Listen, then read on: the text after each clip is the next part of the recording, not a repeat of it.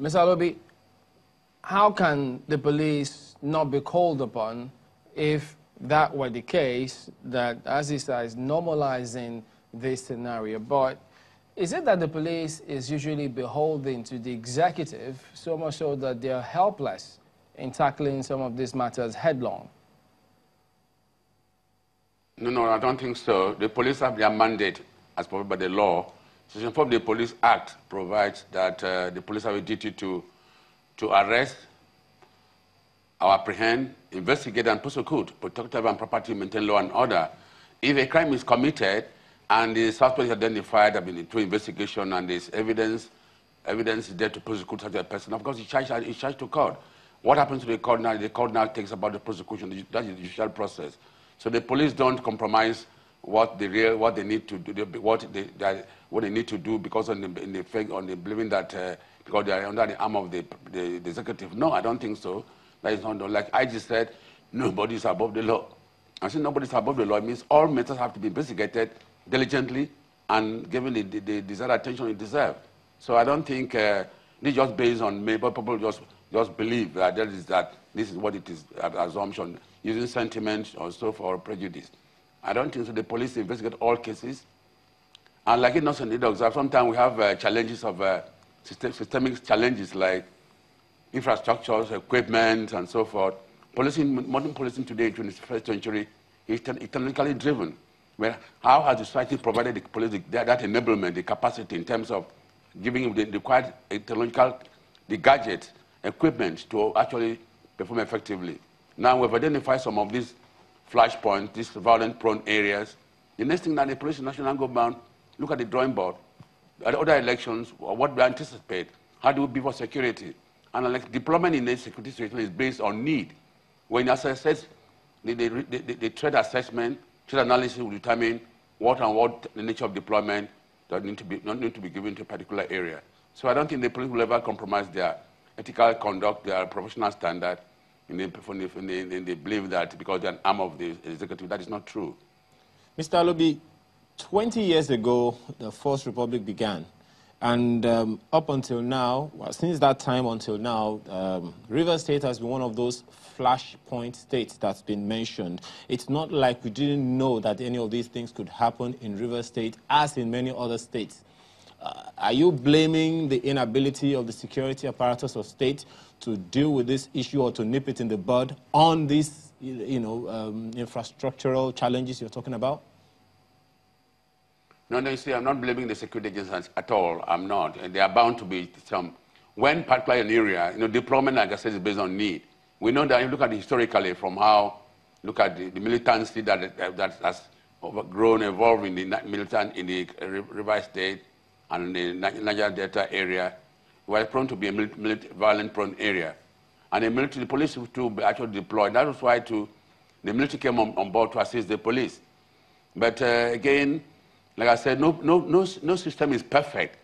There are bound to be some lapses here and there, but I think after the operation, we do analysis. But the police must have actually deployed effectively, but sometimes there could be some lapses in one or two places.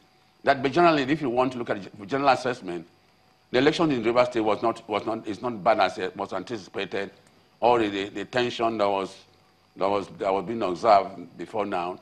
I think things didn't go so bad as expected, but I'm sure the police and other agencies, security agencies, have learned, and I'm sure be able to identify some of these areas. And in the future elections, I'm not sure such things will occur any longer. We have heard this before, Mr. Alobi. Over and over again, we keep hearing the same thing: reports upon reports, analysis upon analysis, and people's lives are lost, and electoral processes are in jeopardy simply because we cannot tackle a problem that we knew would happen.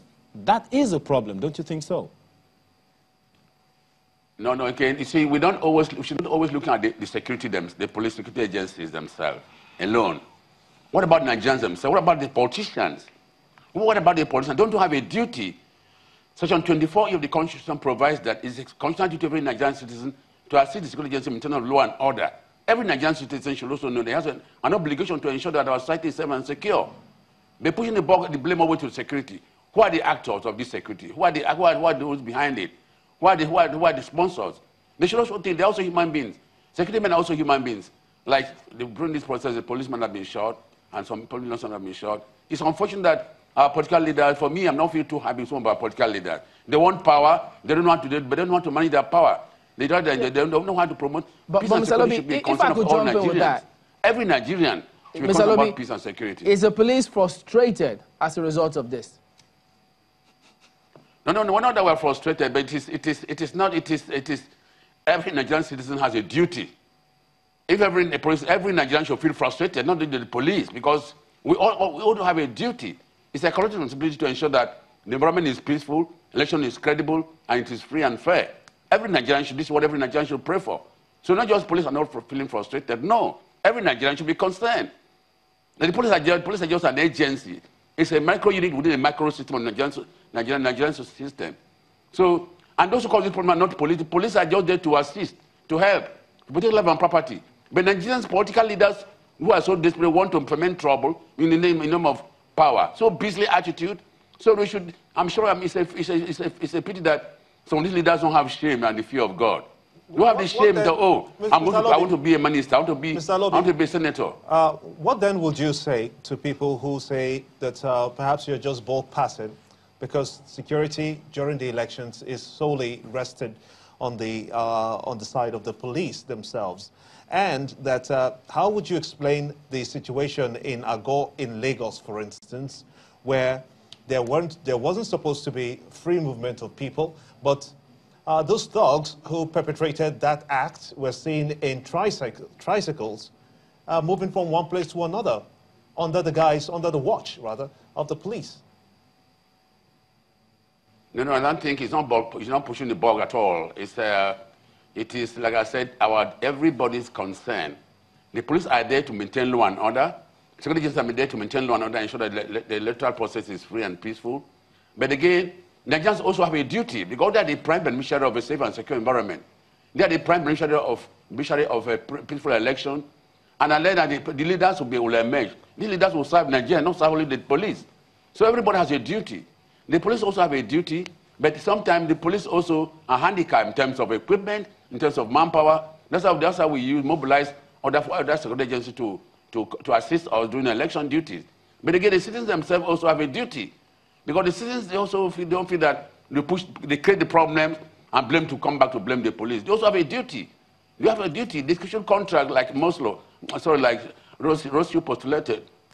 The citizens have a duty to ensure that they are also protected. It's a responsibility of all Nigerians. All right. Mr. Judilo. So not just pushing the blame to the police alone. Okay. Mr. Judilo, how do you react to this? What's your take on what Mr. Alobi has said so far?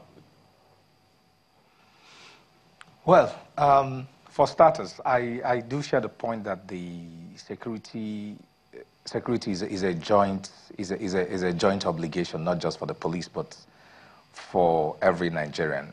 However, having said that, we hear cases like the ones you've mentioned where it does appear that some of these activities are carried out either by the overt or covert support of the police. They look away and allow these things to happen. So you hear those allegations, and those are really very worrying. I also do agree that even the best equipped police in the world will not be able to function effectively in an environment where there is a conspiracy of rascality between the politicians and the communities where they operate. It's going to be difficult for the police to function. And so for me, we need to take a bit of a step back and begin to ask ourselves, why are our elections this violent? What is in this that is making it impossible for us to have a civilized election where people can come out and vote and go home knowing that nothing will happen to them and nothing will happen to their vote? Our electoral system is a victim of a fundamental and a dangerous level of distrust across all the divide. The citizens don't trust the government. The citizens don't trust the Electoral Commission. The Electoral Commission doesn't trust the politicians. The politicians don't trust the Electoral Commission. So it's a mixed bag of distrust, which is why we have to keep our ballot boxes, our ballot papers in the CBN vault. This is why we have to securitize the ballot paper, print it outside of the country. This is why we have to deploy police and army all over the country. It's just so it is a political culture that doesn't in any way promote trust and cordiality in the management of election. And so what is happening, the violence we are seeing, the inefficiencies or inadequacies of the police in certain areas, the inefficiency and inadequacy of INEC in certain areas, all of these are symptomatic of a much more deeper problem. And that is a political culture that is twisted. All right, so and Jude, just we'll go to break in a moment. And right now, Jude, don't worry, we'll come back to this and attempt to find out, look, what do we do to address these challenges?